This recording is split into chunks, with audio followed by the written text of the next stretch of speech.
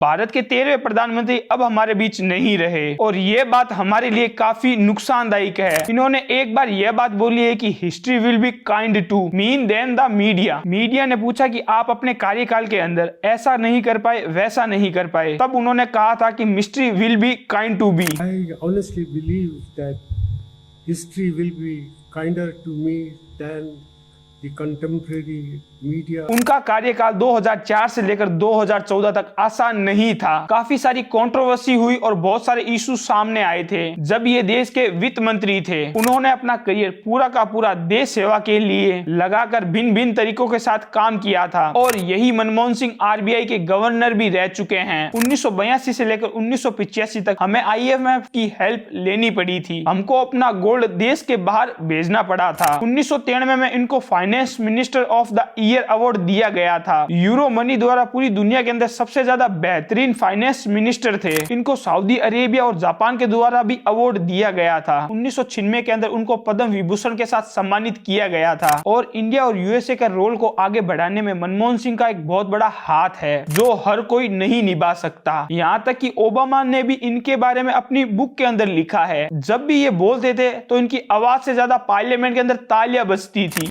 माना कि तेरी जीत के काबिल नहीं हूं मैं।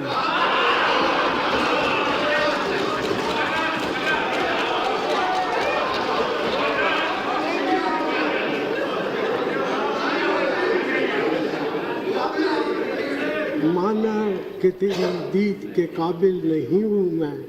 तू मेरा शौक तो देख, मेरा इंतजार देख।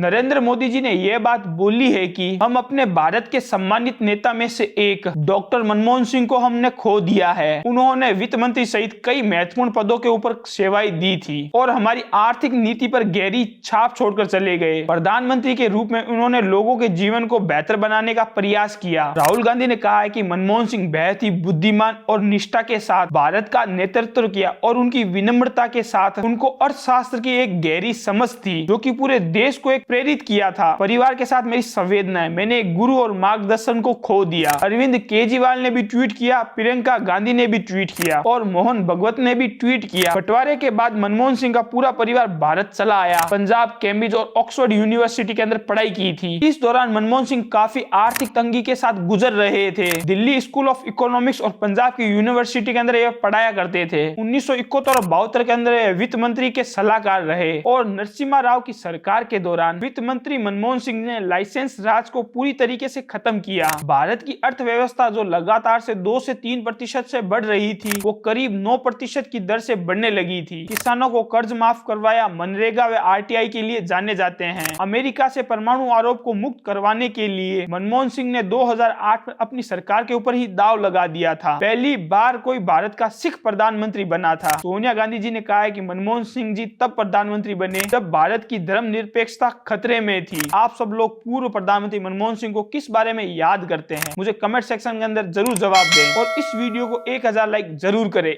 जय हिंद।